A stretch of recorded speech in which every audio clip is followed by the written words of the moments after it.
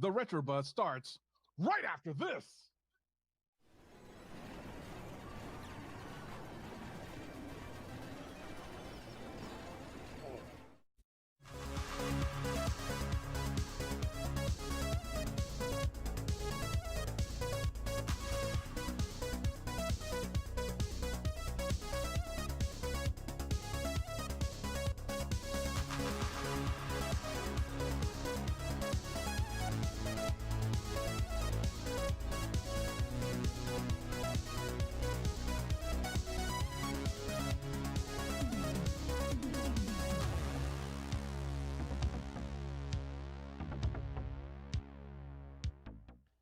Hey guys, it's Friday, so it's time for the Retro Buzz, and we've got a jam-packed show for you today.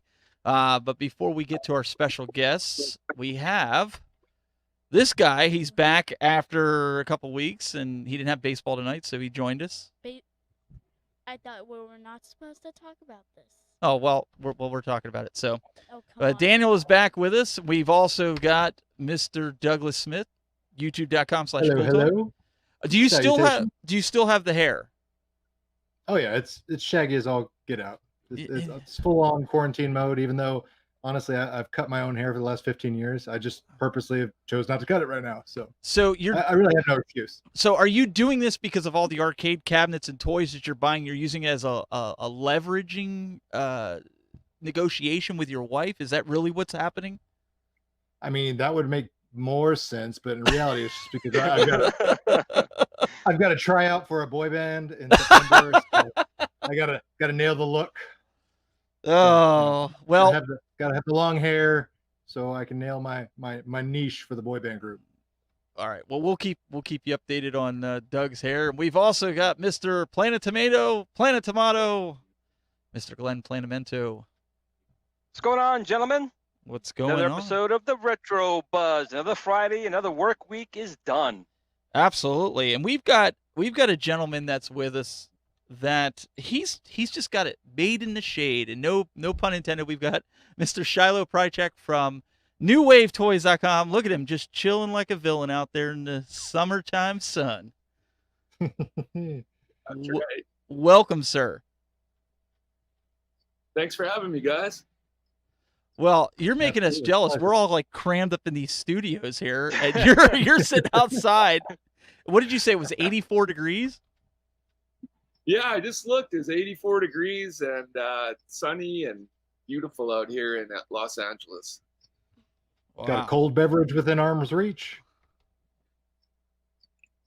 Right Hey. Good man. There you go. Gotta have the beer. Pure vodka. Yeah, I say, yeah, it's a little early with vodka. It's not that much of it anyway, but it's all good. It's all good. So, for those that don't know about New Wave Toys, why don't you kind of dive into it? I know Glen's got a few things he wants to ask you, so talk to everybody about there what New Wave Toys is all about and how long you've been doing it. Yeah. So New Wave Toys, I started New Wave Toys about 3 years ago, and I could probably just back up a little bit and tell you a little bit about my my experience in the video game industry. I started way back in 1996 as a buyer for the now debunked Virgin Megastores, and I bought video games and collectibles for that chain for 9 years. And after that, I got into product development. I used to work for a company that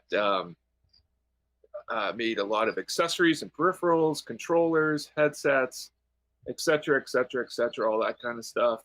And I've always had the dream of, starting my own company. And so I did it. And the first line is the Replicade line, of course. And that goes to my love of video games and arcade games in particular. And just growing up as a kid, I was born in 1970. So, I mean, I remember playing, Death Race when I was like 6, and it just blew me away. And arcade games to me are just, they're just the epitome of video games. And wanted to create a line that really paid proper homage to these machines in every detail possible, and allow people to collect them, build a collection, and not have to take up a bunch of space. And, you know, obviously for a fraction of the price of a, you know, full-size vintage arcade machine, which, you know, we'll never be able to beat that. Those machines are the benchmark, but we're trying our best to be second place, you know, and second best to those machines. And so we've been growing. We started out as a Kickstarter company. We launched, and we launched with Centipede and Tempest on Kickstarter, and that got us going. And here we are, you know, 3 years later, and we're going stronger than ever. Of course, this year's been challenging with everything, you know, going on as far as coronavirus, etc. Derailed us a little bit, but we're getting back on track, and we have a really exciting back half of the year planned. You said the magic word for Glen. You said Tempest. Well, I got 2 Tempests already. Kidding me? I got Tempest over here, Centipede, and Street Fighter. And as you guys know, I'm not a fighting genre kind of guy, but the machine is just so awesome. I had to have it, and I'm drooling, and have been drooling for a while for the next one coming out, which is Dragon's Lair. And I know you've shown off a couple of other things. I don't know if they're really going to be made, but you did have a sit-down version of the Missile Command. I'm not sure if that's still something you guys are considering, but man, I gotta have it. Gotta have it. The environmental version or the regular step version? Yes and yes. You know me? You should know me by now. Yes, Yes, to all. and yes. Yes to all. Absolutely. And you got to make sure there's 5 of them. We can. There's also a cocktail table too, right? Yep. Yes. Well, as soon as you make it. Yeah. Yeah, absolutely. I you know, honestly, I think we got a little ahead of ourselves announcing games at a certain point last year, and we're really playing catch up right now, you know. But the good news is that we've been working on several games for. I mean, it takes us about 2 years to get a game done. I mean, it just takes that long. I mean, if you want to do it properly and, you know, try to get the controls right and get everything done proper, it does take a long time. But we're in a position right now where we're actually, you know, just a little bit of change of strategies, trying to get the games we've announced out in a little more of a timely manner. And to do that, we've done a few things like starting tooling processes earlier, and hope to be ahead of the schedule, so that we can get caught up on a lot of the things that we have announced, and then also unleash some really great things we have in the works. Very cool. Very cool. Well, you know, when you started, like you said, specifically, sorry, Glenn. Yes, Missile Command will be coming. Excellent. So we like to And what's really cool about it is the trackball, of course, is bigger than the Centipede trackball, right? So we that did worked out really nicely, and I'm still shocked at how well that trackball worked. Yeah, well, it's going to be even better on Missile Command because you're going to be able to get the inertia of the bigger ball, you know, more than what we could with the smaller trackball on Centipede. And was that trackball in-house design? That wasn't like off-the-shelf trackball, was it? Oh no, it's completely custom design, custom tooled. We have very little components we could buy right off the shelf. Yeah. We basically need to engineer it and make everything from scratch. That's why we're so slow. That's good. Well, I mean, you guys are making everything from the ground up. I mean, it's very impressive. Yeah, with thanks. that being said, yeah. Said I can personally attest that prototyping stages and trying it out and the tooling, I can attest it takes time. So you're still doing a fantastic job with the ones you've brought out. I understand, you know, there's always delays, and obviously with the pandemic going around, that's going to cause some problems. But you guys have always been listening to people as well. You know, you take feedback in a positive way, and if there's any hasn't really been issues, but anything that does happen, let's say you get machine comes out and it's scratched or something, you guys have always addressed that with the people. You didn't just turn around and say, you know, we're walking away. You guys have been very engaged with your customer base, and that's a fantastic thing. Well, we consider ourselves a luxury product, and with that better come really great customer service, right? So we pride ourselves on giving great customer service to people. So thank you for that. Appreciate that. So Shilo, let me ask you.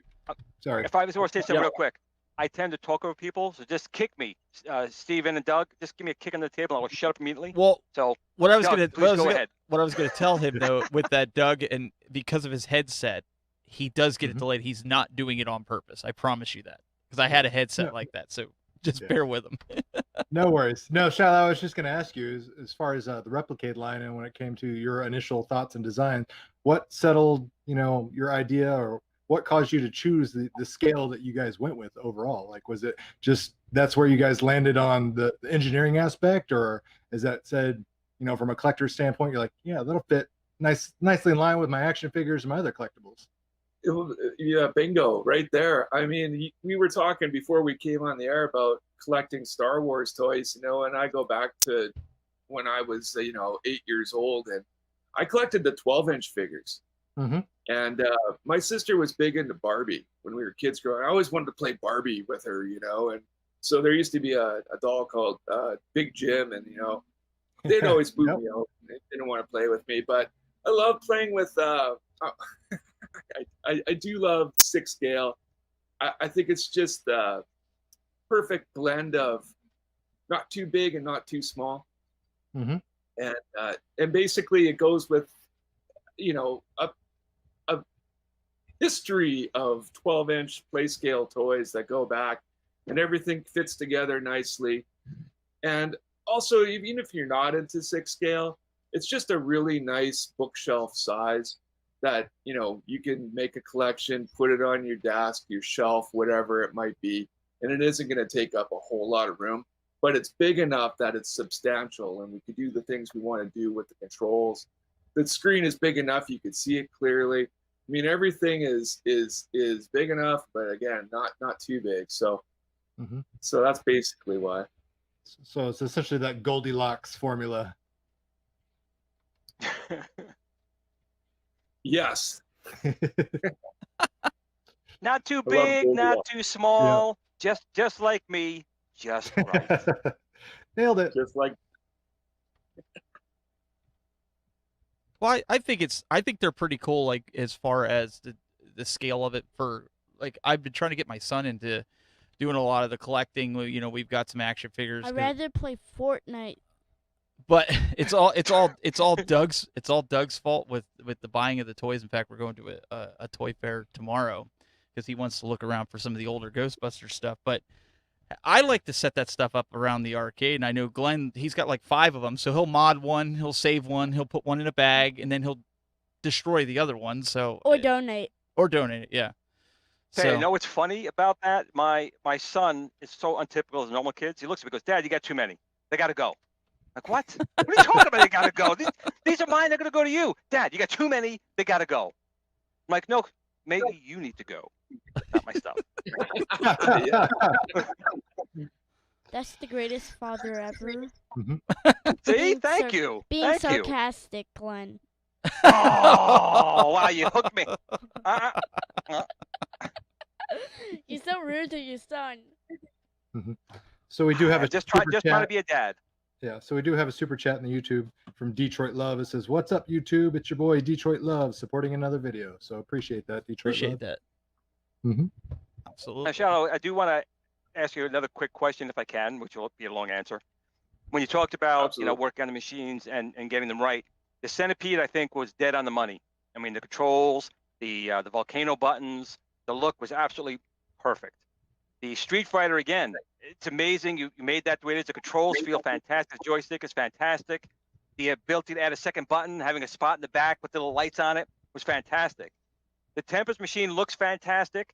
It plays great, but the spinner reminds me of the arcade 1-Up spinner, where it is a rotary knob. Can you tell me anything about that, please? Because I would love to make a device to fix that. I think it's fixable. Not that it's bad, but it's not a smooth free spinning spinner. Can you tell me a little bit about how that came about? Yeah, we tried our best to get a spinner that actually would be a freeform spinner, and another aspect of that controller was the actual scale of the knob, right? So you guys know that the knob is modular, so there's one that you could pop on that's larger and it has a weight inside it that makes it easier to play. And then of course there's a 1/6 true scale, which I mean it's not very good to play with, just because of the size, right? So when in development, it was the best we could do at the time, and I can say that we haven't stopped working on it. And future games that feature the rotary dial will actually be free form, free spinning, as you said, and smooth and with no notches. So that you're telling me Pong is coming out, right? Warlords, Pong, right? I could tell you there's a game coming out that uses a rotary dial. There you go.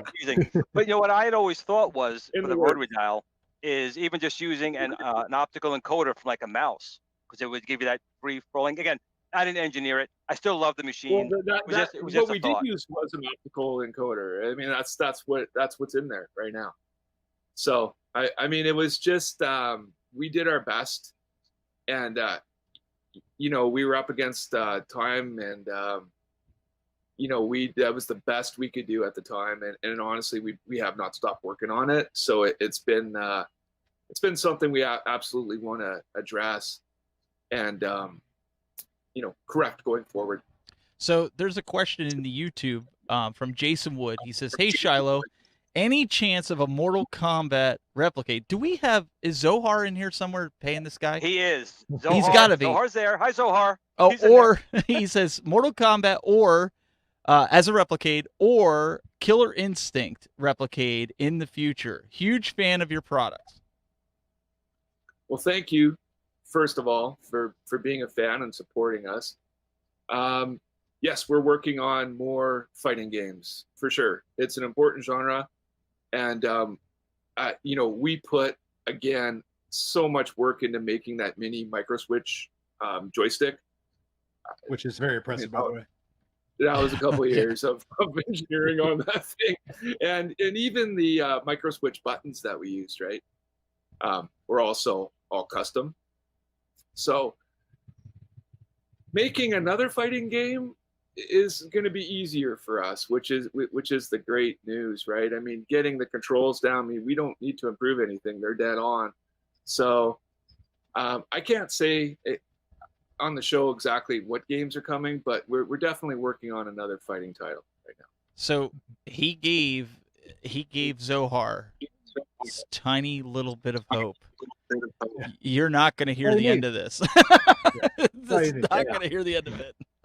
Yeah. So Shilo, I'm a big fan of both of those games that the franchises that he mentioned there. So hey, we know Johnny Cage. He was on a couple weeks ago, so True, we did. Johnny Cage. Master Piscina. Yeah, Master Piscina. Yeah. Well, the big thing with anything, with New Wave Toys, like anything, they get a license and they work within the license. So I'm sure it just comes down to the right amount of money for the license, and then they would work on it. Who knows? Maybe they're working on it now. It takes a couple of years to happen. But the new one coming out is the Dragon's Lair one. So with that one, what's been your biggest challenge on bringing this one out? Because first of all, the photos, the box, everything just looks phenomenal on that thing. I mean, I'm drooling. I'm almost wet from all the drool coming into my shirt. So it looks great. So what's been your biggest challenge for that particular Replicade, come out? Again, a really long development time went into Dragon's Lair to get the Daphne emulator working. with the scoreboard. Scoreboard is probably the toughest thing as a new feature, getting that scoreboard working.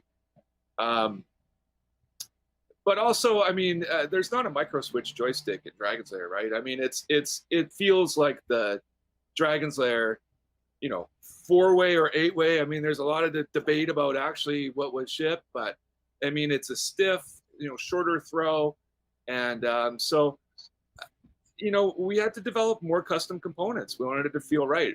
And you're not going to use a micro switch joystick if it would used leaf switch joystick, you know, originally. That and there's a lot more accessories in Dragon's Lair, and I mean, there's a mini Laserdisc replica, you know, fun stuff like that plus a couple little more surprises we're throwing in for everybody. But the longest thing and the biggest delay has been because of the situation with the pandemic, and it's narrowed down to subcomponent sourcing. And, you know, so for instance, like our main factory partner, you know, they're up, they're ready to roll, but a lot of the smaller suppliers have taken a long time to deliver components. Yeah, just because, you know, shortage of workers, etc., all these things that are going on over in China where we do our manufacturing. And that's caused the delays. I mean, we could have had Dragon's Lair out, we've been finished for a couple months. So it's been really frustrating. And I know I don't want to sit here and just, you know, blame everything on that, you know, but that is, you know, the problem has been that. And you know, earlier in the year, we had a couple projects finished, namely we did a power bank, you know, inspired by Walkman power bank, right? And we also did the charge machine, which is the USB hub that is primarily people use to power the Replicades, right? And wow, I mean, we finished production, we loaded our container, and it sat in China for 60 days. Wow. Before we could get it. Yeah. So we've really had some challenges this year that have set us back from where we would like to be right now. But you know, we're still pushing forward, and you know, we just finished up a Kickstarter for our boombox project. We could talk about that too, but I mean, honestly, it's been a little bit of a challenge this year, and things that have been really out of our control. Now, did you think when you started that first Kickstarter, did you think your company was going to grow and the user base grow as much as it did?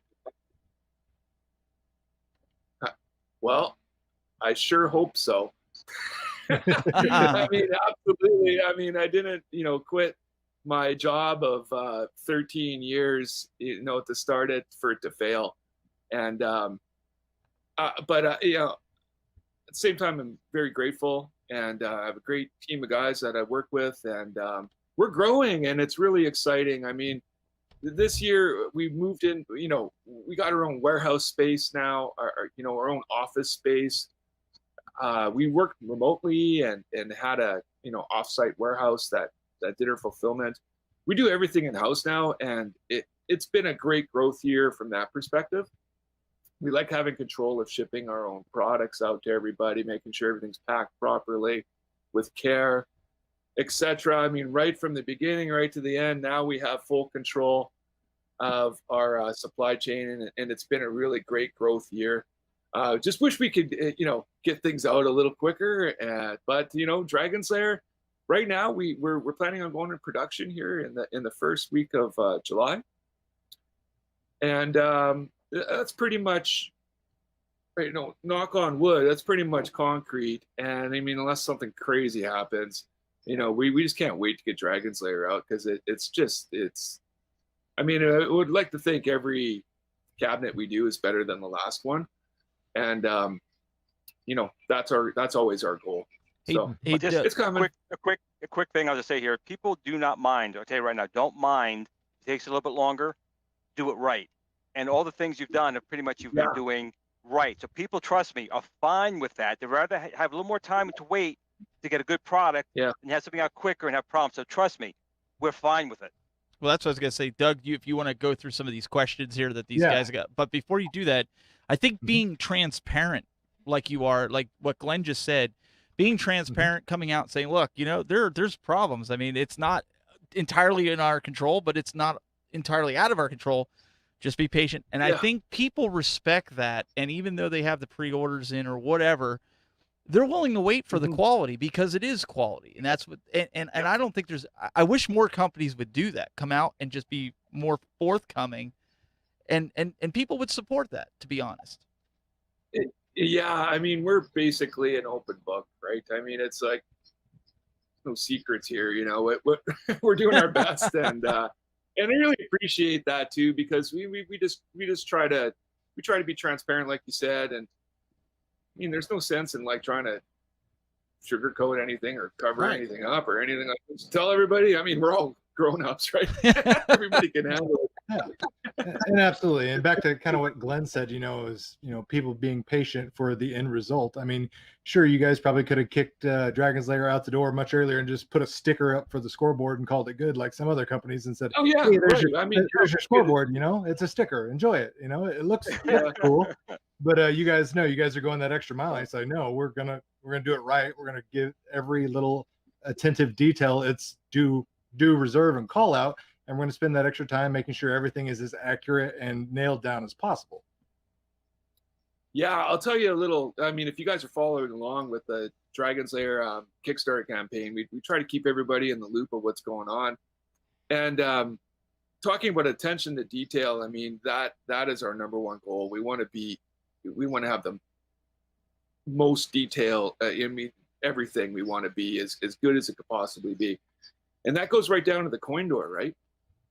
And of course, you guys are all experts in this and aficionados. But the Dragon's Lair coin door was a raised letter coin door, and I mean, we had to have that, right? But we couldn't get the rights to use Cinematronics' name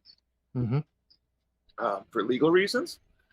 And so what we did is we used the Replitronics name, which is very similar to Cinematronics, and we mimicked the logo and we put it on the coin door, and we gave everybody a glimpse of it, and we were really surprised that a lot of people were not happy that it said Replitronics, and so I mean, we were just so pumped to show everybody like this awesome raised letter coin door. And they were pretty upset about it, right? So I mean, we really took that to heart, and we're like, okay, what can we do here?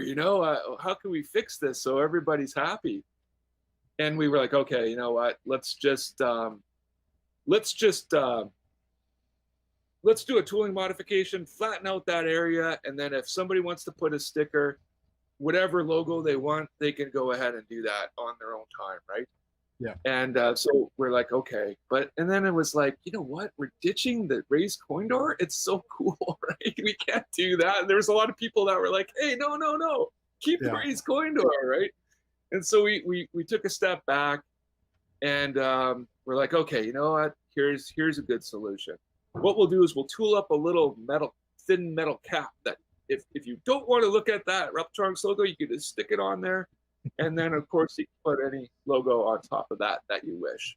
And, see, that's awesome. Yeah. That type of choice is you're listening and a game of choice. That's fantastic. Yeah, exactly. And I mean, doing the pre-sales is really great because we do get this feedback and we have time to react. Instead of everybody cracking open the box and being disappointed on something, there's a solution there in case you are disappointed with that aspect of the game. So we really appreciate everybody's feedback. I mean, sometimes it's hard to take, but it's like, okay, it's good feedback, and we want, as much as we can, we want to make everybody happy. Right. Perfect. That's the goal. Someone from the chat said, wants to answer for this.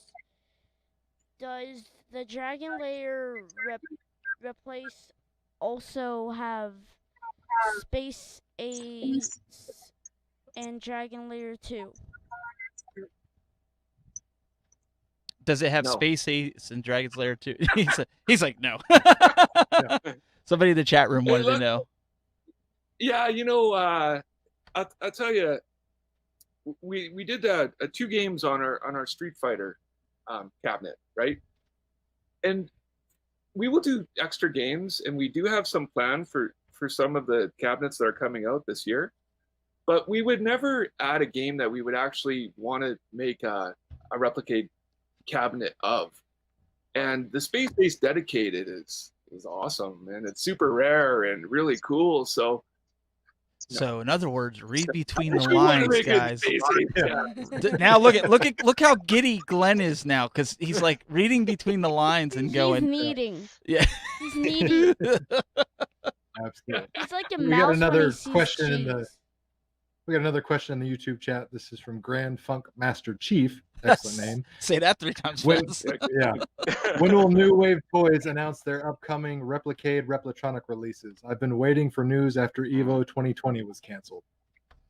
So that's the hot ticket item question everybody on everybody's mind. E3 and all these shows have been canceled.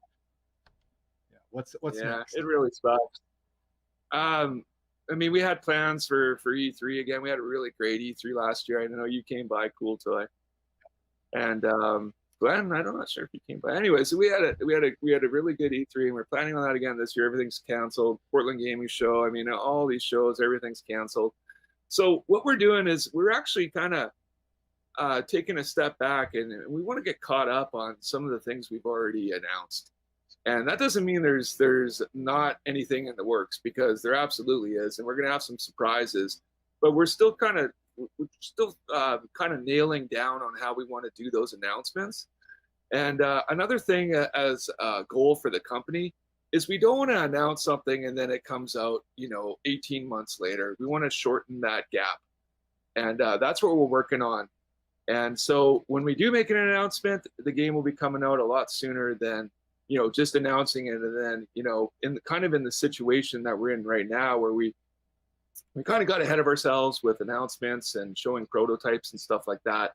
We don't want to do that again. We want it to be a shorter time frame, and hey, this is coming, and boom, here it is, So. Oh, I get that. Yeah, it's better than showing something off and go, look for this on store shelves in 2025. You don't want Yeah.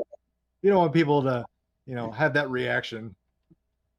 No, and stuff starts getting long in the tooth almost. You know what I mean? It's so we want the announcements to be exciting, and we want to follow it up with a release soon after that. So, but stay tuned, follow us on social and stuff like that, and we'll be making some really cool announcements. I think everybody's gonna really dig what we got coming out. So Not only for the Replicade, other products too. If people are really good, I mean, on your website, you have all the silhouettes of the machines you have plans for. So if people are good at guessing, they may have an idea. I mean, They might that's be able to correct, figure it right? out. The website has all those silhouettes of all the machines, right? We've teased some silhouettes. Yes, I'll say that. Some sexy arcade shapes for sure. Yeah. Stephen Krause I mean, wants. that's right. Yeah, Stephen Krause wants to know. He says, "Would you ever reissue the Tempest cab with the new spinner?" I'd never say never. But right now, there's not a plan to do that at this exact moment. Tempest is, we're almost sold out. I mean, we don't have very many left, and reissuing it it's a tough question for us. I don't know if that's really what we want to do, because I mean that might impact the value of the original launch. Mm-hmm. Now, was the plan for these, Silo, to be like a limited run? Yeah, absolutely. Yeah. So you can look now, and there's centipedes. I mean, a lot of it's crazy. Like up in Canada, they're $300, man. Yeah, $250 is the going price on them for eBay right about now. I think last time I looked at it. And I'll tip that's my what hat we off want. to you, because I'm sorry, this delay. I can have new headphones next time. So go ahead. The delay is horrible, so I apologize, sir. Please go ahead. No. the whole idea is for the products to go up in value and not down. Mm-hmm. And so somebody's just like, I'm selling this in my garage sale, I'm so over it. It's like, no, that's a valuable piece of art. Yeah. Sell to China first. All I was going to say was, these are very high quality devices. They're wood, metal. The gameplay is very good. I mean, they're just really good works of art, but they're not expensive to purchase, at least initially. They go up in value, which is good. I didn't buy Tesla stock. I didn't buy Apple stock. I bought Atari stock. You can see where I am. So the selling price, initial price of these is a lot of times shock me. I know I get into Kickstarter, but even after the Kickstarter, when you go to like a Best Buy, which you can get them at, they're not crazy prices. They're extremely don't raise prices on me, but they're extremely fair when they come out. And I take my hat off to you guys because, again, you're doing this as it's a business now for you. You've gotten to that point, but it's also a passion project. And you want the people to be able to get these. You don't want to price them to a point where people can't get them. Yeah, absolutely. And, again, having so much product development experience and experience in manufacturing and such, we've been really able to use economy of scales as much as we can, and also just tooling our own products, making our things from scratch. We're pretty savvy on keeping the prices low, which we pass on to everybody else. And we agree. I mean, we think $120 MSRP on our cabinets is fair, and we want to provide a good value too, right? So everything needs to work together. The quality of the products, the price, everything needs to mesh. And thank you, because it's working. It's working, and our pricing is definitely in line where we want it right now. Absolutely.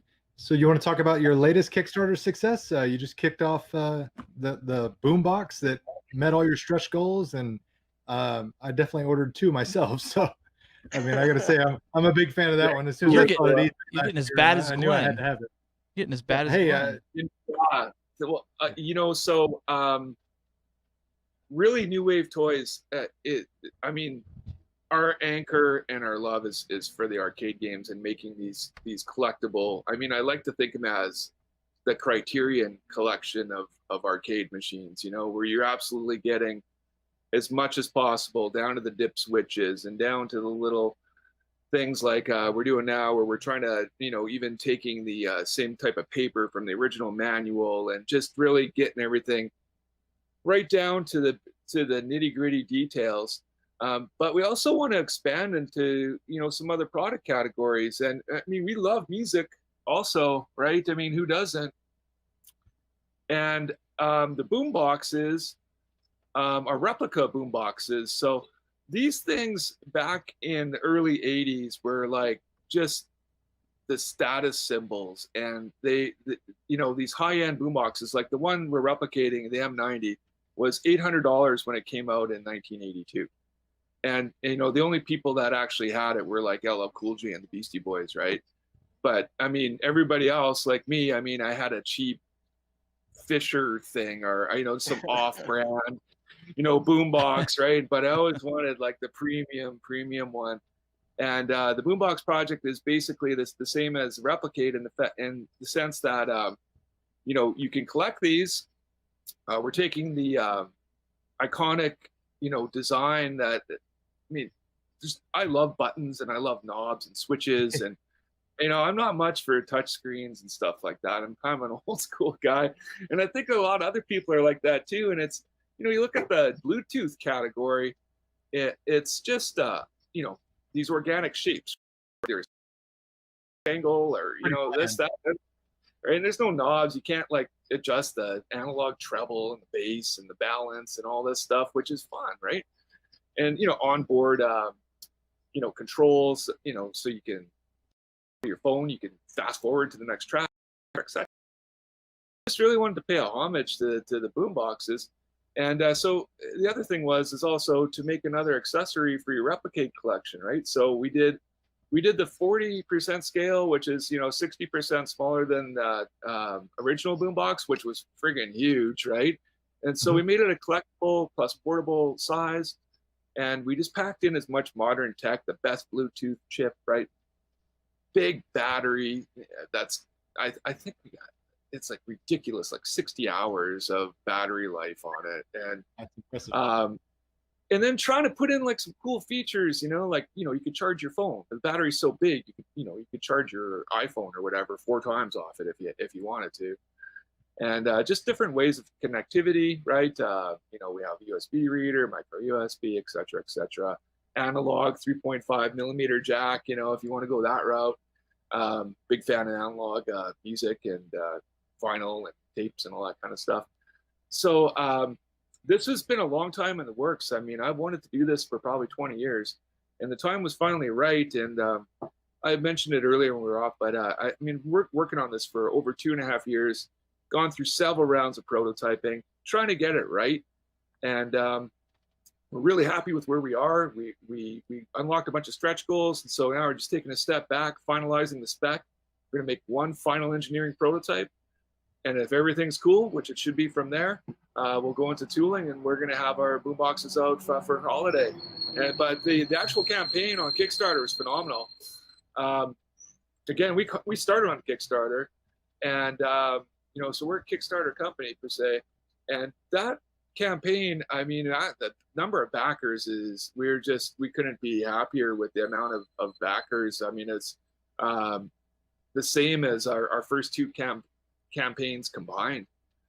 So really great success in our eyes, and it gives us into another product category, and also a really great accessory for Replicade, because the little 6-scale boombox sounds, it's going to surprise people how good it sounds. Nice. And you're going to be able to pop that in your Replicade. Everybody's making these great dioramas, and go ahead, make yourself a track list of the music you remember being in the arcade, and let that play Bluetooth. The little guy even has a rechargeable battery, so we're really stoked about the boom boxes. And the idea is vetted now, so of course we're going to work on more form factors. There's so many cool things we can do. There was boom boxes back in the day that played records, vertically. There's this really badass stuff that we want to tackle going forward. I'm just going to throw my 2 cents in there. I know you can't compliment or comment on future products, but the Panasonic, I think it's TR1200X, big TRT monitor in the middle, tape deck on one side.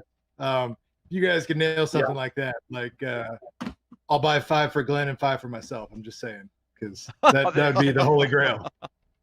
Yeah, we started with the M90 because it's so iconic, right? And it's been on LL Cool J's record for radio, and the Beastie Boys have like 10,000 photographs with it, and it's considered the king of boomboxes. And so that's where we started. But I'll tell you, we absolutely want to make the especially the crazy ones with the screen on them and stuff, and the disco balls and the burglar alarm and all these really fun things, But also, it's great having a nice portable Bluetooth speaker that sounds good. Oh, absolutely. Just for having once you have one, you won't go back to not having one. I'll tell you that much. It's especially if you love music, right? When you're like that boom box, how do you go about designing it? You have one? You purchase one to get all the specs down? You do? Okay, Yeah. So you basically have almost like a 1-to-1, just shrunk down form factor. Yeah, that's exactly right. It's funny. I mentioned that M90 is $800 new. Man, we couldn't find one for under $4,000. Wow, it's insane. So yeah, we have to always reference the original machines, being it Replicade or the boom boxes or the new products we have coming out also. I just want to say one more thing to add to that.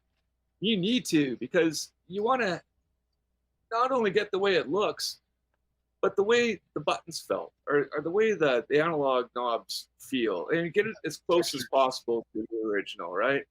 Of course, the cassette deck needs to open nice and smooth and slow. I mean, that was the benchmark for a quality stereo back in the day, right? Was how did that cassette door open? You know, so we want to get that right. But you see, handle Shilo everything. gets it. That's it right there. He gets it. He gets it. That's what I wanted to hear this whole show. You get it. Thank you. Oh, been boy. doing this for a long time, and this is my passion, and it's really the only thing I'm good at. So, yeah. So Shilo, you talked about loving music, and loving arcades. What do you think about pinball? Ooh, love it. And yeah, do you love it, I or mean, do you repla love it? I replicate it, and I'll tell you, I mean, the whole goal with Replicade from the very beginning was to get everything you would find in an arcade in our little collection of 6-scale replicas. Oh, there was a blonde I remember. She was so nice. So Did you do that could too? probably get a party for that, Glenn. I don't know.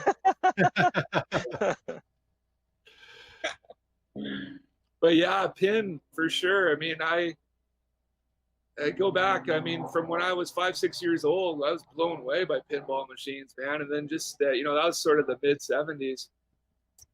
And then I myself, I'm a fan of the sort of early to mid 80s Bally machines. Those would be my favorite. And I don't know if anybody cares or not, but I'm going to tell you, my favorite pinball machine is Centaur, and it's just a badass game that had like, it's one of the first games I think to have voice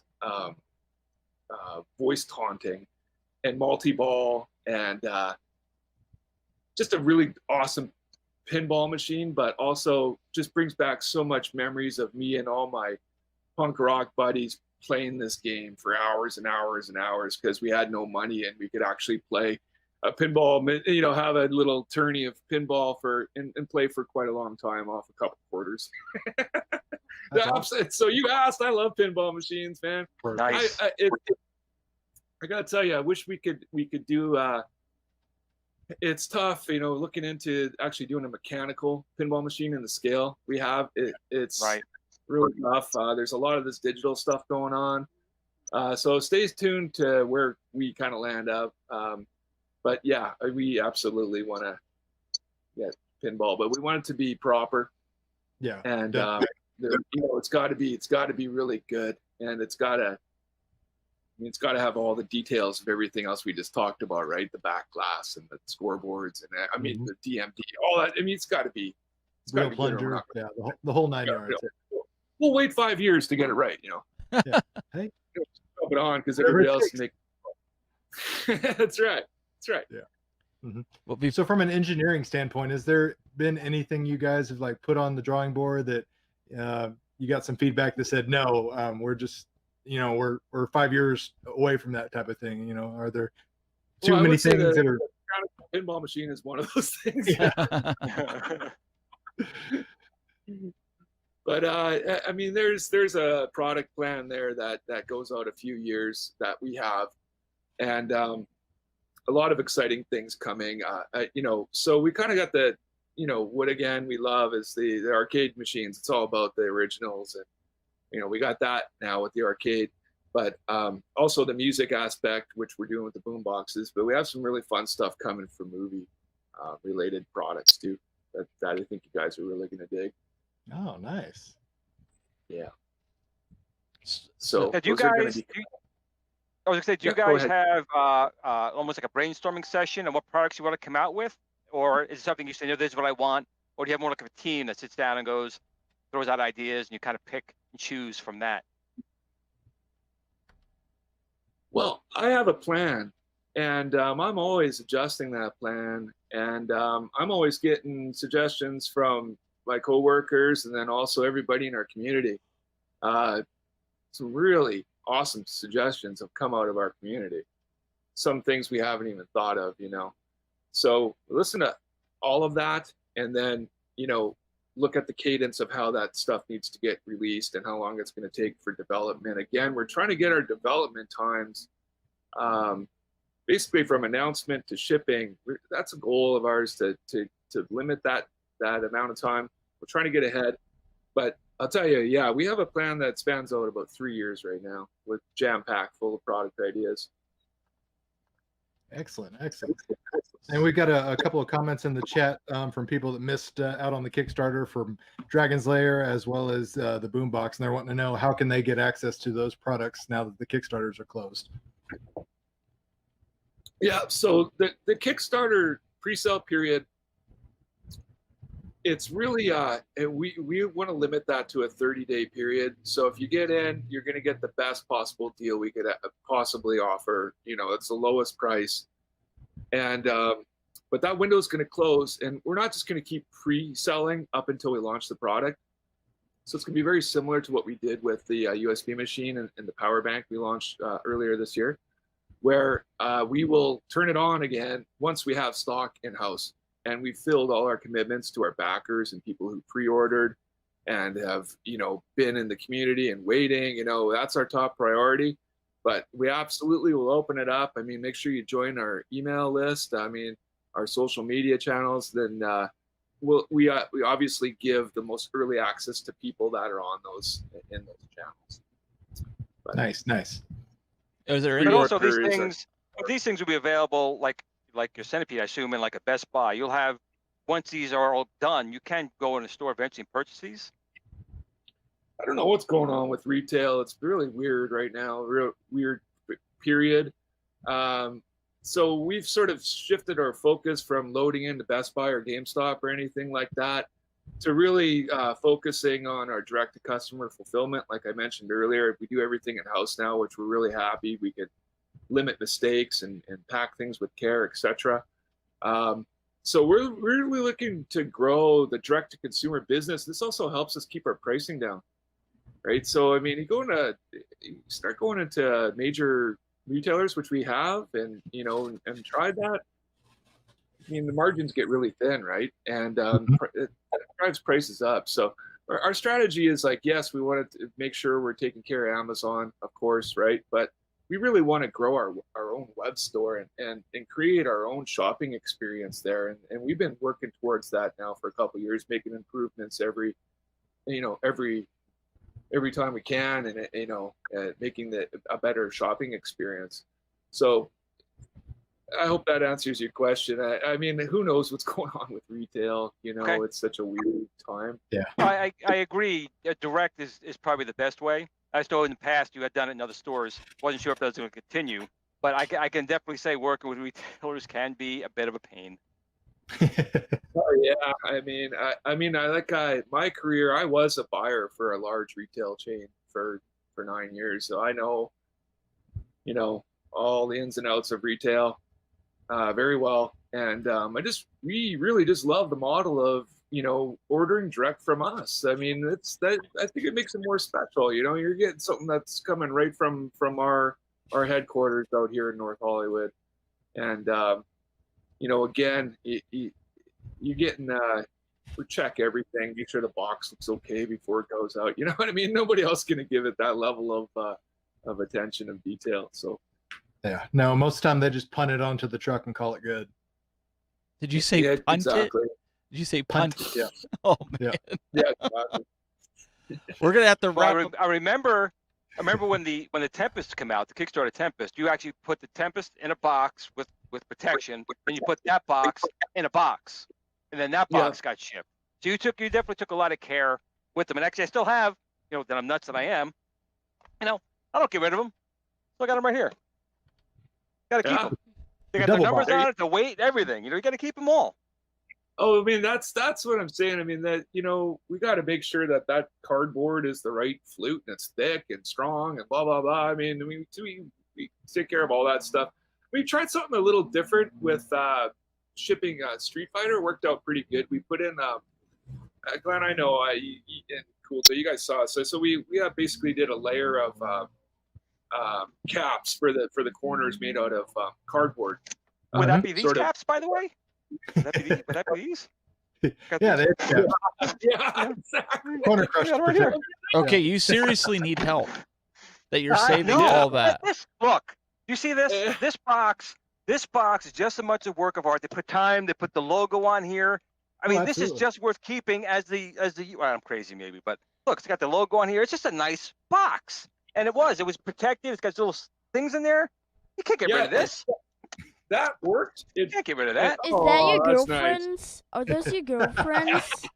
It pretty much is, because I understand keeping the box, but not the box's box. The outer Oh box, yeah, you gotta. the shipping box, yeah. You gotta catch them all. And we wonder why coronavirus is spreading, folks. We wonder No, why. quarantine. I'll tell you guys, Glenn, to that point, yeah, everything we overbox everything when it goes out of our warehouse, paper pack, all that kind of stuff.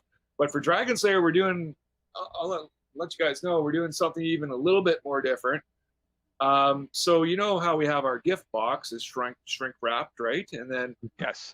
that's actually going into an overbox for Dragon Slayer. We're going to try this.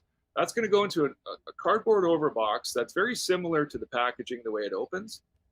And we're actually making it, we did some 6-scale graphics on it. So it looks as much as we could imagine that the packaging an actual Dragon Slayer shipped out of the factory from, right? And then we're taking that box and we're putting that into a shipping box that's exactly what Glenn just showed there with the Street Fighter. So we're doing a double box right out of the factory, and it adds a little bit more fun. And I think everybody's really going to think the 6-scale graphics on the overbox it looks really cool, and and it does the trick from protection standpoint also. Well, so look out for that. What we're going to do is we're going to wrap up this recording here, and then if you've got like 10 minutes afterwards, we'll do like a post show where people can call in via the phone line and ask you direct questions if they want to call in. I know there's been a lot that's been coming through the chat room. Doug's been doing a really good job of trying to keep up. So if that's cool with you, we'll yeah, sure. All right. So everybody, ladies and gentlemen, you can go visit newwavetoys.com. Shilo, it was really awesome to have you on here today and talk about all this stuff. Peace out. Thanks for having me, guys. I really appreciate it. Oh, absolutely. Well, Yeah, it was a pleasure, Shilo, talking to you. I'm a big fan of your products. Been backing every single Kickstarter you guys have started. I love what you guys are doing, the attention to detail, and like you spoke to earlier, just the fact that you're open, transparent with your community, and you're looking to openly accept that community feedback wherever it comes from. So I thank you so much for what you guys are doing over there. You're doing it right. Thank you, and we appreciate you, and we're fans of yours too, and we really enjoy your videos, man. So thank you, right back at you. Thanks. All of you guys, you too, Glenn.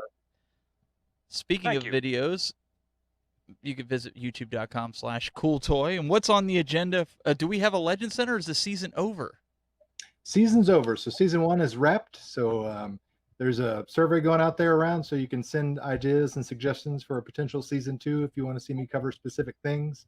So let me know.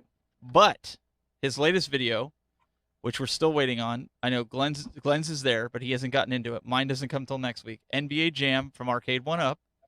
You have a pretty in-depth, and I believe sometime maybe next week, the three of us are going to do a Wi-Fi test and really put it through its paces. We're going to have a 3-way. Well, I wouldn't put it exactly that way, but there's so many ways you could phrase that, Glenn. So many different ways.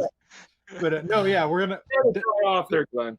Yeah. Cool, Glenn's gonna get dunked on. Let's just put it that way. Yeah. Oh yeah. Oh, first of all, even though I am built like an iron giant here, these guys are gonna wipe the floor with me. It's gonna be so fun to watch. It's gonna make people cry. That's how good it's gonna be. I'll go on your team.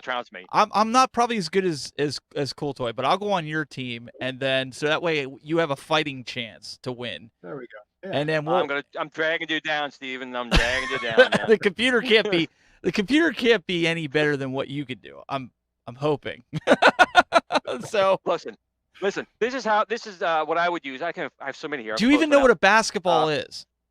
I do. Okay. But when I played basketball, it was like double dribble. you know, with one of these on the Atari. You know, it was just. Oh, boom, man. Boom, boom, boom, boom, I'm boom. gonna regret this. That was it. You are. That was it. Well, anyways, you guys could go check out Doug's video on that. And then also, Glenn put out a video yesterday that you guys can go check it out as he goes through all the things that he needs to do videos on. Yeah. So go check out his YouTube channel. Falling behind. But you had a you had a milestone yesterday. Why don't you talk a little bit about that while we wrap up? I did, and I want to thank everyone out there. After 5 long years, I've crawled my way to 6,000 subscribers on my channel, and you know, I'm very appreciative. I mean, I know I'm a crazy old man with a very weird, weird hobby where I even keep boxers, you know. But you know, I'm really thankful to everyone out there. The community's been great. You know, there are always your detractors out there, but if you have 5 people who are your rock, and you have one guy that's, you know, the rock hitting you in the head, those other 5 were there to help you out, and I do appreciate it, and all the other content creators out there. And I have to say really quickly that, you know, New Wave Toys, these Replicades, and Shilo, it's not just him, his team. I mean, the people who work for his company, they all have the same drive to customer service, which is just as important as making a fantastic product. And, you know, I want to take my hat off to him for making the company, because to be quite honest, they are beautiful. They're small enough we can take them to the office, put them on your desk. People always say, what is that? I say, you can't touch it, it's mine. But you could get your own and put your fingerprints on that. But I'm just very thankful to him, because he makes not only a good product, he's a generally good-hearted person, and his team under him have that same mentality. And I want to thank him for not only the product, but just for having a company that strives to be a company that listens and puts out great products. So Shilo, I want to thank you for that. I really do. I really appreciate that, and this is just my life work, and everything just goes into New Wave Toys as far as I'm concerned. You know, I'm not married. I have a dog, and I'm married to New Wave Toys basically, and I really appreciate that. We could be brothers here. You got not married. You got a dog. Look, my beard's not quite as long. Maybe I don't know. Looking pretty close. Wait, hold on. Hold on. Oh, here we go. There we go. Yeah, get side by side. There's Separated at birth. There's a That's it. screenshot. Everybody happened. make a GIF of that one. Brothers. Get a quick screeny of that. That'll be all over social media later. Yeah, we really appreciate you coming on and taking the time and putting up with Glenn. At least he didn't go through one of his Kathleen Kennedy rants, but you got a prequel of that in the pre-show. But we do. Yes, I did. Yeah. Everybody that watches this show knows about Glenn and Kathleen Kennedy. But guys, we really appreciate everybody tuning in, and make sure you subscribe to the podcast. For those that didn't know, we have an audio and video podcast of this show. If you decide that you just want audio only, I would say while you're on your drive to work, but not many of us are doing that right now. But you could still subscribe to the podcast, and we just got the approval this week. It is in Pandora. It's on Spotify and all your favorite podcast catchers. Apple, I made sure to do it, Glenn, or Google. You can still do Google. Yes. So you guys can check it out. And if you want to subscribe or follow me, I'm pretty much the Tech Buzz everywhere. And maybe this year or 2021, Glenn will actually get his website up and running. Maybe. I think I did. I did it in Word, Microsoft Word. No. There's an option to export it to a website, and I did it. Got a GeoCities website up and running. I did. You know what? I actually still have a copy.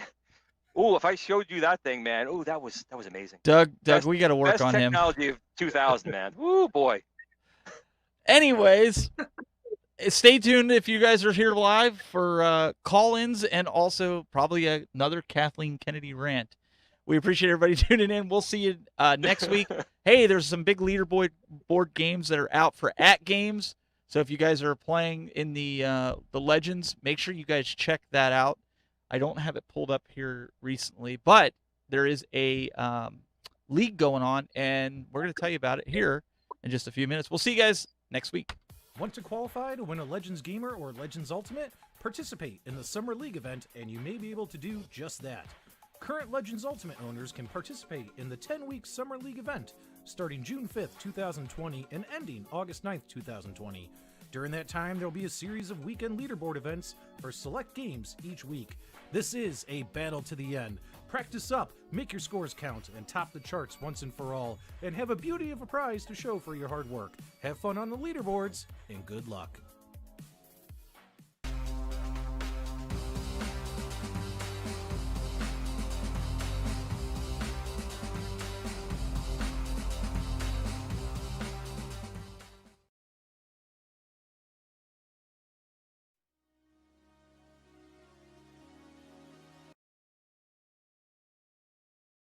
It.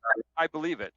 Yes. And again, I'm being Doug and I, and Steven, he doesn't count, but Doug and I, we mean it when we say the products you make are really good. It's really is good stuff here. And, you know, I really appreciate the attention to detail. And again, I also was not pandering. You're very genuine, and Aaron's very genuine, and everyone else I've ever talked to at New Wave Toys. So that just speaks wonders. Well, it really does. He made mention earlier about buttons, right? So, these are the buttons that I'm pushing. I love buttons. If you haven't noticed. So that's quite the spread. Yes. So Yeah. Wow. so you're talking about analog buttons. I'm like you. I don't like touch screens. I have to have buttons. So when I'm switching, it's buttons. That's scary. Maybe he can do a New Wave toy of my broadcast setup. That would be kind of cool. Yeah. Who would buy it though? Just other Probably nobody, because nobody would want to sit here and press this many buttons. I don't know. My son pushes my buttons sometimes. Glen pushes my buttons. I do. We got a caller. You know? We got a caller. Caller, you're on the air. What's your name? Video Game Vegas. Video Game Vegas. What's going on, man? Hey, Video Game Vegas. How you doing? Doing well. I've been hoping to get on and say hi to you guys in person. Very Appreciate cool. you calling. Well, I definitely wanted to say that I love New Wave Toys. I own the Tempest and I own the Centipede, and they're just amazing. I also own the Change Machine and ordered the Dragon's Lair, so can't wait to get the Dragon's Lair. Nice. Perfect. Thank you. Mm-hmm. Dragon's Lair is one of those games that almost no one can actually play, but we all want it. Oh, Those absolutely. games that 3 seconds man, you're dead, but you want it. Right? I mean, 50 cents a pop, and you Yeah. like 4 seconds and you're done. But I'll tell you, Aaron, who goes through he could go through the whole thing now. I mean, it'll Really? might take you, 1,200 tries or so, but yeah, you'll get it. Mm-hmm. Maybe Aaron's not spending enough time working. He's playing too much. What's up with that? Well, it's his job. He needs the test too. Oh, see, people, playing games can get you a job. It's out there. Absolutely. Yeah. Yeah, we're really excited about Dragon's Lair. Thanks for supporting us. We're trying to get it done as soon as we can, and we're really, really happy with where it's at. And the little, again, details that we know you're going to appreciate once you get it in your hands. Well, that was the impressive thing, Well, and Doug brought it up before, was the actual functioning LED scores, on the back. Most companies would literally stick a sticker there, say it's not functional. But we want that really an extra mile, which I'm impressed and amazed, and I cannot wait to see it. Well, you know what? We wouldn't have done it if we couldn't have done the scoreboard, just because it would have been whack, in my opinion. And something, we've had licensing deals on the table where they've changed the artwork so much that we're just like, okay, it's just not the same. It doesn't have the same soul anymore. So, we're not going to do it unless it's proper. And I'll stand by that until I'm in my grave. And that's an important thing you just brought up, because like with the Arcade 1-Up and their Frogger, that artwork on that machine is not the artwork I remember, in the arcade. But that wasn't their choice. It's what who owns it now? Who Konami. owns right? Konami. So they're the ones. Konami makes the decision of that artwork. It's not with them. So I completely agree with your point, because when I buy something like that, I want it to look like the machine, and if the licensing doesn't allow for that, I totally respect your decision. Say, you know what, we could pass on that. Yeah, that's a great example of that one. I mean, it would be okay if you just had to get rid of like the Sega Gremlin or something, you know, couple little Right. things. But when you're completely changing the graphics of the cabinet, I mean, what's the Takes a point? lot of I mean, fun and music. all right, it's gone. Right. That's part of the Right. fun of these things, the artwork. I mean, I absolutely love arcade game artwork, and we have a book by Bitmap that we distribute called Arcade, and they did a really great job capturing all these really iconic marquees. Because I mean, growing up, I mean, I lived in the arcade. I mean, from when I was 10 years old till I was, you know, in my 20s. I mean, that's what it was all about. And a lot of the times, you know, didn't even have any money to play, but just looking at the artwork and just, Right. you know, getting the vibe of a real arcade it's just amazing, and that ambience and everything. And that's again our goal with Replicade: create that little bit of nostalgia and ambience in your own home, office, whatever it might be. You know, so that's what it's all about. And that's it. That passion that you remember because you were there. It's that passion that's making these machines have the soul, as you said a minute ago, and it shows.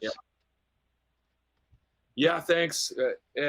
If it didn't, I mean, we could just stop and we wouldn't be around anymore. I don't think, you know, if we would have cut a bunch of corners and just, you know, worked like a lot of companies do work. But thank you for that. And that's what it's all about, is just getting that the soul is exactly the right word.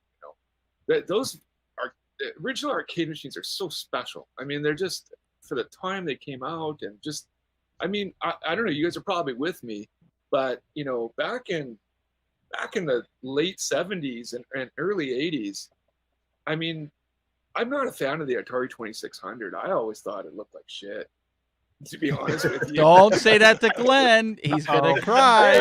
hurts a little bit, but I can respect his opinion. Don't say that to Glenn. He's gonna cry. But sorry, Glenn, we're not on the same page with that one, but that's okay. We can still be friends, right? Of course. I always respect people's opinions. So, out of those old consoles, were you more of a television like a Bally Astrocade, Magnus Odyssey? Well, what was your thing? The best one was ColecoVision, because it looked almost like the arcade, you know, as far as that goes. You know, it's funny talking about consoles. I mean, don't get me wrong, I wanted an Atari 2600 so bad, but they were like $300 back when they were out. 77, right? Yeah, man. And you know what? My dad wouldn't let me hook that up to the TV. He said, "We have one freaking TV," and he's like, "Oh, fucking burn the freaking screen away from the TV." You know, And, I could yeah, afford it anyway. and you had to reach all the way behind it to get a switch. And if you had those old TVs and the big cabinets, it was a big pain. I get it. Yeah, but I mean, my point is and some of my friends had 2600s, and there's just so many games, and so many of them were just not good. But we still played it a lot. Yeah, well, there's games just amazing. Do you know how many 2600 games came out? Do you have a number, Glenn? I want to say it was just over 1,000. Oh wow, okay. Just over 1,000. The official So I release mean, one. I was always disappointed because I go to the arcade and just see the crisp graphics and just the gameplay and the sound. I mean, everything's right, you know. And then it was just such a step back with the console stuff. But I will say this. I did get a Vectrex in 1980. There you go. Awesome. We need a Replicade Vectrex. Yeah, that'd be sweet. Yes, please.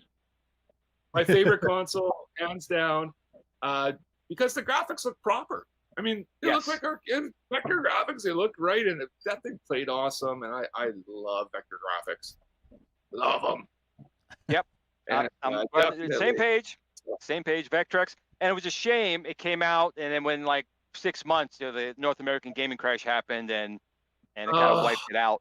And I was so disappointed as a little kid. I wrote a handwritten letter. I think it was Milton Bradley or whoever was making it. You know, I'm so disappointed he got making Vectrex games. You know, and they responded, but it was like, yeah, sorry, kid. You know, they didn't say Sorry about your luck. anything. Yeah. But I still remember writing that letter because I was so mad just because, man. Another thing about it, there was like crazy things like light pens, you know. Yes. And the 3D just- imager. The what? They also had a 3D imager. Yes, I know. Incredible for the time. Yes. Absolutely. And it worked. That's the bigger thing. It worked. You know what? I've never tried it. Basically, it was kind of weird. It looked almost like a welder's mask the way it came down. Yeah. And there was actually an Right. electric Yeah. motor here that spun a wheel in front of your face. You could actually feel it gonna cut your nose off because it spun really fast. And it actually also gave color because it was like a red and a green and a blue lens. And the way it spun and alternated the screen, you actually got 3 colors out of it. But again, the light pen was phenomenal. You could do animations on it. You had the 3D imager. It was able to do speech. The Vectrex Yep. was very Yes, advanced. Spike. It's a Spike shame. was the first whole console game with speech. Spike for Vectrex. Shilo, man. See, we're back, man. We're back in Oh, sync yeah. again. Didn't take much. Didn't take much. No, it didn't take much. I mean, we obviously love the same stuff, right? And we all have the same feelings for these games, and that's what it's all about. So, I mean, again, just the arcade games just are the benchmark and the absolute shit, you know. So, you know, that's where it's at as far as I'm concerned. That plus, you know, hanging out with your friends in the arcade is fun, man. Yeah. It was. Well, it's a social environment. I mean, nowadays you get people sit on the couch or in the basement and they don't get to interact with other people. I mean, a lot of the thing about the arcades was the experience of being surrounded by people pre-internet. You know, you had to literally peek over somebody's shoulder and learn about a special move or, you know, learn a Even secret technique. You met people. You had a game against them, and maybe you Right. became friends. Absolutely. You know. So we have It a is caller. about the experience. We have a caller, and Glenn told me to put a cork in him if he's talking too much. So Yep, hopefully this guy hung up and came back. It's one of these blacked out numbers. Caller, are you there? Nope. Or if it's a soundboard. All right, yeah, that's what I thought it was. All right, we do have a legit caller. It looks like here. Caller, you're on the air. Hey, what's up, Shilo? How you doing? Oh, this isn't a legit doing caller. We good. got to How are hang you? up on this guy. Don't hang Who's up this on guy? me. I just want to give you some props, Shilo. How you Oh, yeah, doing? I'll take him, man. You know what this is? It's John D. Oh, what's up, man? I got to tell you a story, though. I think a few Okay. years ago when Shilo brought up the product and showed us samples, right? I was blown away. You know, it was an exact replica of the Championship Edition Street Fighter cabinet, and he's telling me like, you know, it had a real wood, and told me the price point. I said, Shilo, man, I mean, I love the product, but it's a pretty high price point. And he really said, no, we really want to exactly replicate the arcade, because if we use plastic, the sound won't sound right. And it just, you know, I'm just saying Shilo's a arcade purist, and I give him props for that because I love his product. Hey, Shilo, I just want to give you a shout out. Let's hear it for Shilo. Anyways, it wasn't a question, Shilo. I just want to give you props, man. Love you, man. Hey, it's nice to hear from you, man. I guess these guys probably don't know it, but I guess it's okay to say. I mean, John D is a licensing guy for Capcom. Moved on to other things. Oh, John D. Yeah, man. So- I'm Oh, is that who this guy is? This What? punk Yeah. calls us all the time. Yeah, he That's calls what in all. he does. No, he's a good guy. but He's a good guy. Thank you so much. It's nice to hear from you, John. No, seriously, man. And next time after Tip is done, let's go have a beer or something. I miss you guys. Dude, I know, right? It's like not having our shows sucks. I mean, it really does. I miss E3 and man, Yeah. licensing show. Dude, all this stuff. It's just like, come on. I wish things would go back to normal. But I digress. Totally. But Shiloh's a great guy. I mean, he's an arcade purist. I respect that about him, and I can't wait to plays Dragon's Lair and everything else that's in the pipeline. But anyway, Shilo, man, you're a good guy, and I just want to give you props. Thanks, Johnny. Take care, man. You too. Thanks for All right, calling, bye-bye. John. Yep. Thanks for calling. Now that is a compliment right there. Absolutely.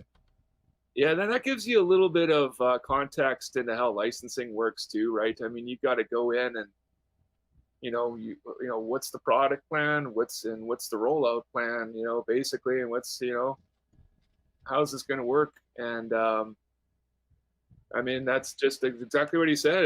It's been a purist story, and it's nice to hear from him and to get that compliment. I mean, that's really, really nice to hear. Yeah.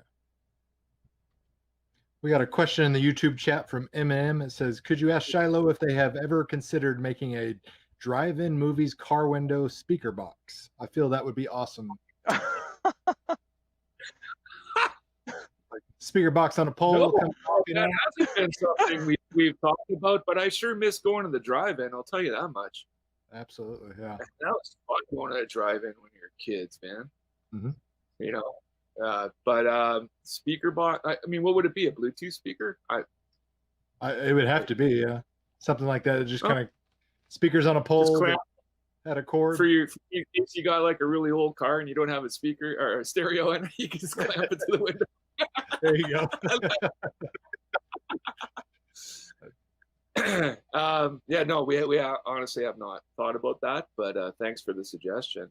You know, it reminds me of also, I'm actually A&W, right? So remember in A&W, you used to drive up to it and then they put your tray on the window.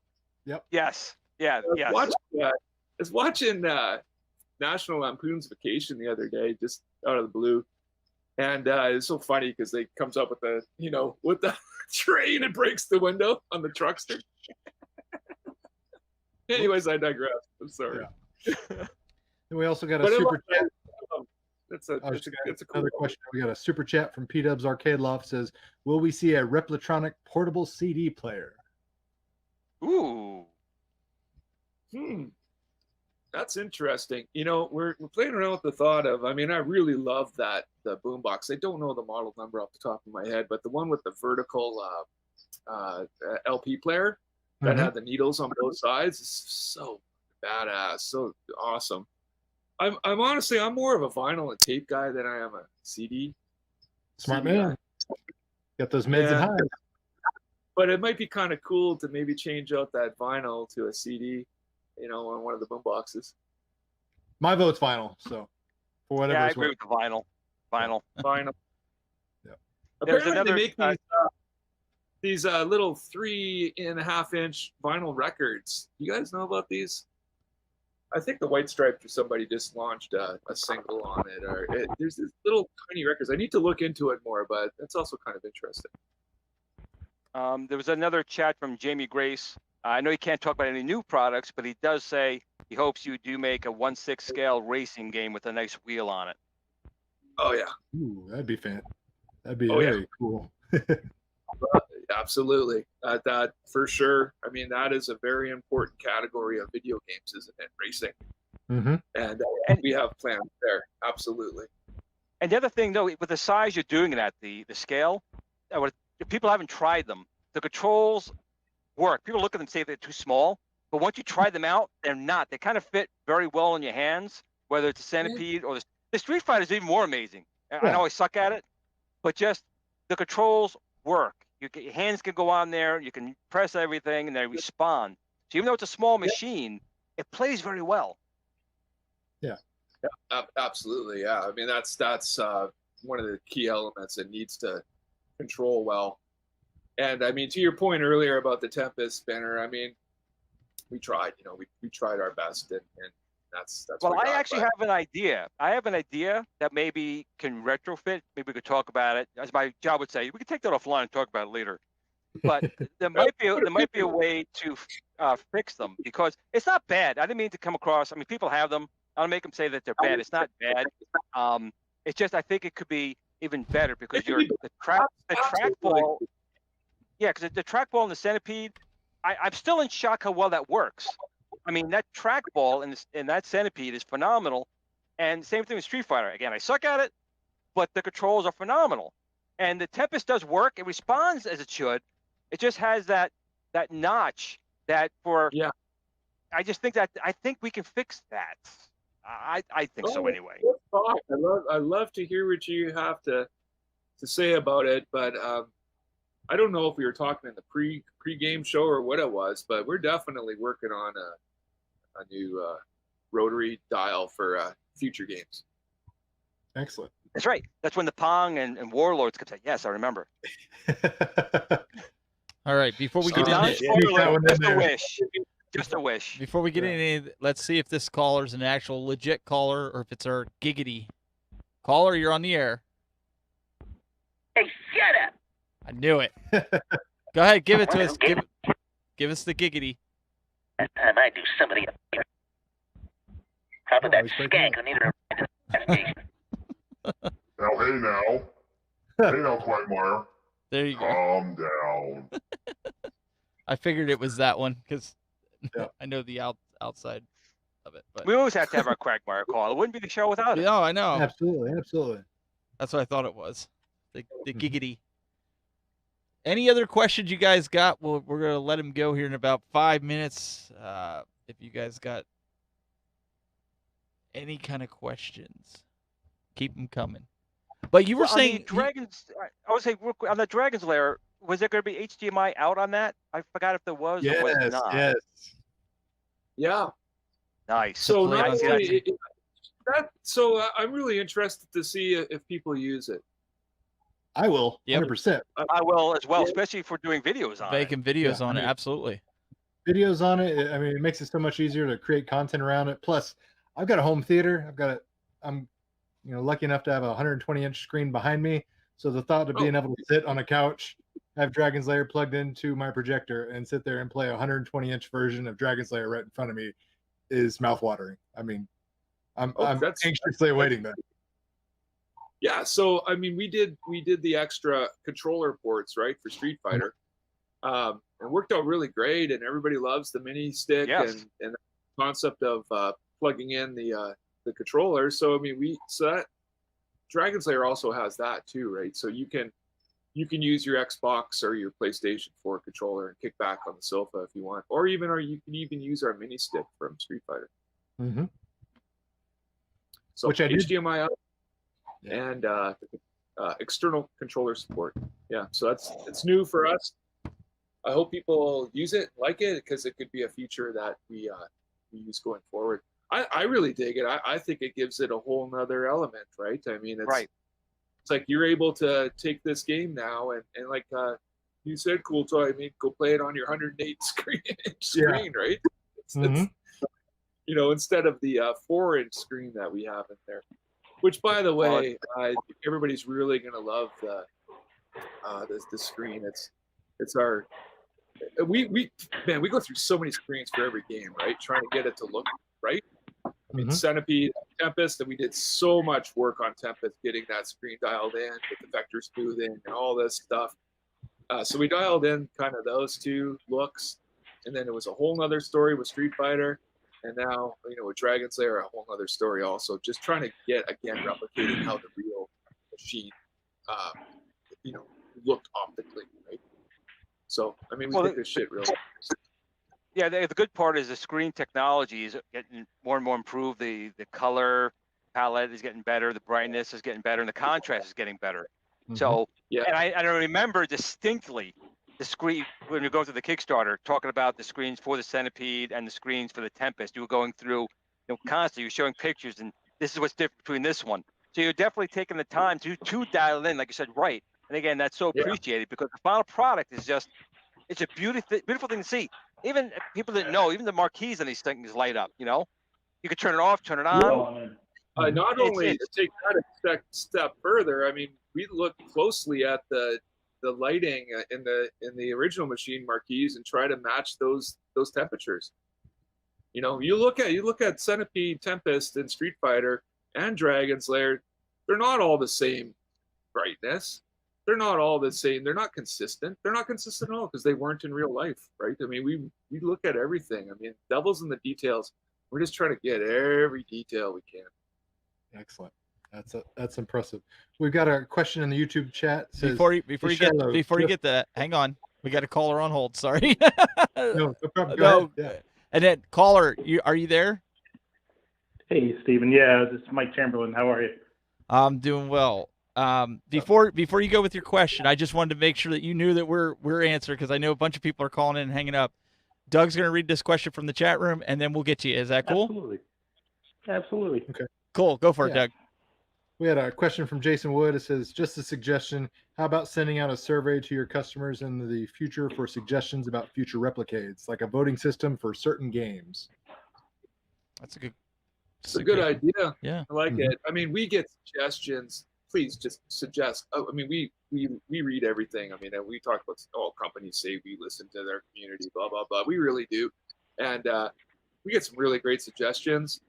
In fact, we have so many suggestions that we're playing catch up, right? So there's so many great arcade machines to do. I mean, we're in this for the long run, and you know, this isn't just something we're trying to capitalize on right now. So yes, that's actually that's a cool idea. And but in the meantime and in between time, go ahead and suggest on social media channels, and we'll look at that. If you got something that you think is special that we should do. Perfect. Mr. Mike, the floor is yours. All right, buddy. Long-time listener, first-time caller. Hey, Shilo, going on the music theme, have you thought about any jukeboxes? Ooh. Yeah, we have actually. So, that a lot of arcades had jukeboxes, not all of them. The good ones. Arcades. Yeah, and of course they're the 80s style jukebox, right? I mean, yeah. I mean, I was born in 1970, like you, so I don't like those 50s style that you see out there in the stores and whatnot. I'd like to see a. No, I don't. Yeah, no, it's got to be pure 80s style. Absolutely, that's something that we're considering. Nice. Awesome. All right. That's awesome. Right. Mm-hmm. Thank you so much. Yeah, but in the meantime, I mean, you'll be able to get your 6-scale, boom box and get the music in there to create your ambience, right? I mean, that's a big. We think it's a great little accessory for your Replicade, collection. Absolutely. Another Thanks, question guys. in the chat room, real quick. Thanks, Mike. From Mark Mackin. Thank you. Was talking about, is the asteroid still coming? Yeah. Gotta hope so. I'm glad you asked. Because, we've been working on asteroids for a long time. And there's been a lot of graphic optimization we've had to do for the small screen, right, to make it viewable and the vectors to look proper. That plus, it's Asteroid's 40th year anniversary, and nobody's really talking about that for such an important game. So we're going to make a big deal about that, and we're doing some special stuff in Asteroids that's only going to be for our 40th anniversary games. Nice. And, nice. And we. Yeah, we teased something out. I think it was last week. Some people picked up on it, but I mean, we're talking about stuff like the Owl Eye coin door, right? Mm-hmm. Of course, 3D bezel, right? And we're gonna have some other goodies and announcements and stuff coming up here in the next couple of weeks. The great news about Asteroids is that we're closing the length of time before we really start pushing it, because we're ahead of the game on it. I mean, we've actually already started tooling. Nice. Yeah, Yeah. so it's going to be, we don't want to start showing everything until it's like really dialed in. But I mean, what an absolute like great game that I friggin' played like crazy. I loved it as a kid, and just an absolute classic. And I think it's that Atari. I mean, hopefully nobody from Atari's listening, but they're not picking up on it, pushing the 40th anniversary. I mean, This is the Missed biggest game. opportunity. I mean, it's not the biggest Atari game. I'd say it is. And then You know, there were milestone games. You had Pong, you had Space Invaders, you had Asteroids. Those are the ones that put the gaming into the mainstream and on the map. And I agree with you. And I hope Atari is listening, because the Atari today is not. It's just look, I'm wearing the shirt. I got an Atari shirt on right now, but this Atari of today is not the Atari we're talking about from '79, and it's disappointing. And I agree with you. It deserves better respect than it's gotten. But if you guys are doing something, man, I am on board already. Yep. Just take my money. Yeah, There you go. it's going There to you go, Shilo. be also our most limited game. Oh. Okay, well, I'm number too. one. I'm telling you right now. Get me down now. I got to have at least 2 of them. So get me a 1 and 2 right now. I got dibs on 3 and 4. Yeah, Asteroids is coming up hot. Excellent. And we got another caller, and John D wants to know where his 1942 cabinet is. Oh yeah. Oh yeah. Yeah. That's. I mean, I can tell you this. I mean, that's the plan. Is 1942 coming out right after Asteroids. Perfect. Caller, We're you're on doing the air. What's your name? Oh, hey, it's Zohar. What's Hey, up? Zohar, what's going on, man? Hey, so I have a question. When eventually the Mortal Kombat cab comes out, is he going to use the first game artwork, or the second artwork, or the third version? Like, which artwork is he? Hypothetically speaking. Yeah, hypothetically speaking, of course. Most people like the second one the most. I like the first one personally. No. Okay. I like it, but no. How much money should I pay you? No, just tell me what I like. For you to That's make it. the first one? Oh, Zohar's pulling out the credit card. I hear him. Uh-oh. Okay. Say that again, Zohar. I don't think he heard you. How much which money cabinet do I do need you to pay you like? to make it from the first game? Oh, well, I don't know. All right, done. 100. I'm sending over $1,000 to your PayPal account. He said Zohar, he said $1,000. he's on your side. He likes the Mortal Kombat 1 graphics himself. Yes, he does. Oh, You even got to better. agree, everybody. The first one is that. Yeah, I think so. I'll vote yes. When you're Big doing these type of cabinets, these machines, personally, you always got to start with the first one, and that Mortal Kombat 1 artwork would be the one I'd want to get. If you want to make a second Mortal Kombat 1 afterwards, but if you're starting off that series, it's the one that started it, Mortal Kombat 1. Yeah, for sure. Exactly. It's the best one. I will say one The thing about original- Mortal Kombat. That's one game I really did like on console. I liked the Sega version of it. Genesis, yes, with the blood and the better sound. Yeah, that's pretty good. Yeah. Anyway, I won't keep you guys. I just love the show. I love everyone in the community, and thank you for everything that you guys are doing. I won't talk about Mortal Kombat so much. Promise. You're fine. Hey, Zohar, there's nothing wrong with passion, buddy. Don't ever let that get squashed. You have passion, and that's nothing wrong with it. Thanks, man. I No, appreciate it. you got to have it. Yeah, you do. Thank you very much. Peace. See you later, man. This was the guy that we when we were talking about this earlier, when we said about that, the Zohar was the one about Mortal Kombat. Mm-hmm. Oh, Fatality. nice. Yep. All right, a couple more, and then we're gonna wrap it. Does anybody you see anything else, Doug, or on Facebook or on Yeah. Let's see. We got. or YouTube? Yeah, Jason Wood just said, "Hey Shilo, just make every single arcade version of Mortal Kombat." Zohar will keep you in business with that one. He'll buy them all, so you'll be fine. He was ready to drop $1,000 in your PayPal just to make that first artwork. Yeah. You know, so I like it. Keep the money coming. there you go. Let's see here. Now, while we're waiting for another message to come through, another question I just had was the manufacturing of them.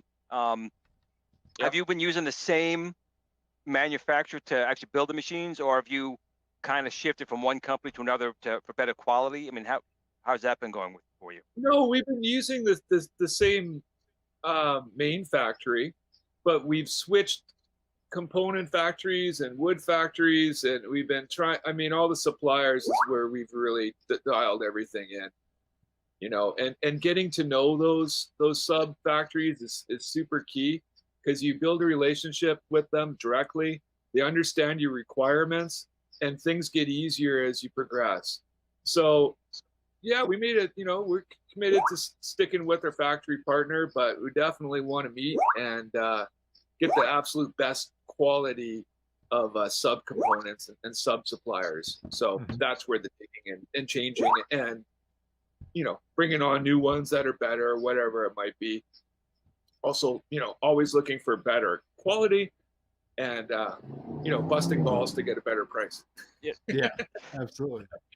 And I can imagine that's probably difficult at times, because with your guys' level of attention to detail, trying to, you know, constantly nail down the best quality at the best price, you know, sure, you might be, you know, getting some lowball offers for some cheap components, but it's not going to meet your level of, you know, quality control, so to speak. So I imagine that's a very, you know, back and forth seesawing capability to, you know, try to get everything in line. No, yeah, to your point, I mean, we're not doing crazy quantities. I mean, we talked about this. We're limited quantities. We want to keep it that way, keep the value high. So there's not that economy of scale that some other companies might enjoy, right? But to that point, I mean, it's all about relationships, and I'll tell you, these people take a lot of pride, and when they make a product that is quality and different than other things they're making that are just like, you know, let's slap this together as cheaply as possible and get it out the door. The suppliers, everybody embraces it. You know, they really do, because they're proud of it. Show it as something they've helped make. You know, and if there's a supplier that doesn't care, I mean, we're not going to have a long-term relationship. Yeah, that makes sense. No, it's good. You want to work with a supplier that's proud to be able to produce something that the other people weren't able to do, or maybe weren't able to do at a certain level at a certain price point. Because like you said, they take pride in the work. So you want to work with suppliers that are going to be able to say, yes, look what we were able to do that nobody else wanted to tackle, or at least not, you know, tackle at that price. Well, that's exactly right, because you know what? A lot of people are going to get frustrated, and they don't want to go through 12 rounds of revisions that a lot of times we need to go through to get things right. And it ain't fun a lot of times. I mean, it's work, you know, and people get frustrated and this, that. So sometimes it's also a management job where you just kind of try to, you know, manage the project and manage the relationship. But I mean, we can't complain. We're in a really good spot as far as like suppliers go. And especially, I mean, the key stuff like the screens, the PCBA boards, the wood cabinet. I mean, that's a super important one, right? Having the cabinet. I mean, those are the things that separate you from everybody else. Right. Yeah, and I mean, that's one thing that I just love about the products and stuff, that you know, it's like using the same material as it originally was made from, right? Some people were like, why do you make a metal coin door? Because it was metal. I mean, you know. That's the way it was supposed to be, yeah. That's the way it's supposed to be. It looks proper. It feels proper, right? So we're not going to stop doing that. Everything that, you can even have like the PVC, you know, T-molding, you know, it's rubber sprayed onto our machines, everything, right? The decals. I mean, we worked, before we launched Centipede, so many rounds of different decals to get the vinyl to feel like the real arcade vinyl, you know. And I have to give props and shout out to Dan at Escape Pod. He was really helpful with a lot of that stuff. Awesome. Early days. So shout out to Dan. Last caller we've got. Who's on the air? Yeah, this is Jamie. Hey, Jamie. Hey, Jamie. Actually, this is Zohar's arch nemesis, Rohan. And whatever Zohar will pay you, I will pay you more to use different artwork on Mortal Kombat. A bidding war has started. Yeah. You are the arch nemesis. And what artwork would that be? Well, he likes the first series, so I'll pick the second. Yeah, a lot of people like the second one for sure. So I just had to rub Zohar. I hear him on a lot of YouTube shows, including yours, and I enjoy your show. Appreciate you. Appreciate that. Thank you so much. Yep. So we it's did gonna have one other question in the YouTube. Peanut's Arcade Loft. It says, with Arcade 1-Up and Numbskull releasing 40th anniversary editions of Pac-Man cabinets, will we see something similar from the Replicade line? Absolutely. And I mean, we've been planning Asteroids for a while, and that's our first 40th anniversary special edition. And like I mentioned a few minutes ago, there's going to be some special stuff in there. I don't want to give away everything, but it's definitely going to be have all the design cues from the very first production run. And we're going to make it as special of a homage to Asteroids as we possibly can. And of course, we're entering into a time period here where there's going to be a lot of 30th anniversary editions coming up, right? Oh, there goes my bank account. Yeah, man, I feel old. You know? But yeah, I mean, it's really important, and I mean, our regular machines that, I mean, we try to do the most we can, but we're just going to try to do just a little extra for the 40th anniversary. Perfect. And I have one final question. I'm going to just shut up after this, but I think it's an important one to ask. I know. I one more. I just have to ask. I just like how you put it. I just have to. So with the company and everything you've accomplished with New Wave Toys, start with this one first, which is, what was the lowest point of this whole endeavor? And then I want you to end it on a high note, and then what was the best, highest point of this whole endeavor? So what was the lowest, and what was the highest of this whole endeavor of starting this up? Oh man, the lowest was finding the trackball bug on the centipede machines that was drawing power. Remember that one? We had to do a firmware update fix to correct that. And I mean, that really sucked. But you did, and I actually have the kit right over here. So look at my little kit right here. So it was like, we missed this, and I mean, that just not acceptable, you know, but it happened. And it really, really threw a wrench in everything, but we took a step back and said, all right, let's fix this problem. And managed to come up with a solution, and we've shipped probably about 5,000 of those firmware update kits to everybody out there. So, you know, that was definitely, that was a tough one. And the high point is just being here right now. It's being here just, I mean, it's on our show. Oh, that's awesome! Thank you. Yeah. that plus where we are as a company, you know, growing and going in the right direction, and I'm doing everything that I want to do, and I'm doing it the way I want to do it.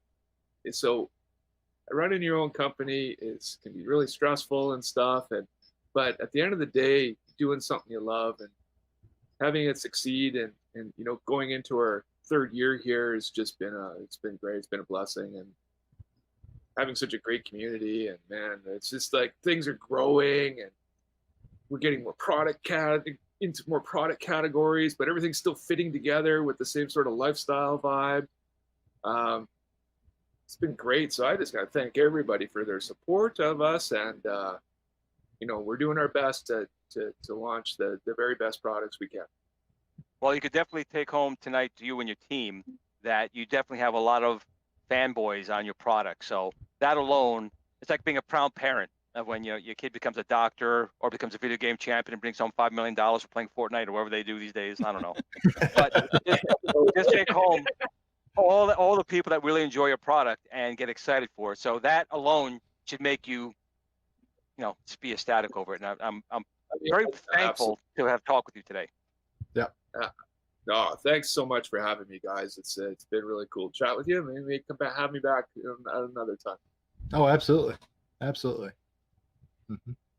We'll just be prepared to throw her a call and throw money your way for that artwork. Yeah, I mean, I want to make sure I thank you guys for your great support in videos and content you build around us. I mean, that everything fits together to get us where we are right now, and just appreciating and knowing your stuff.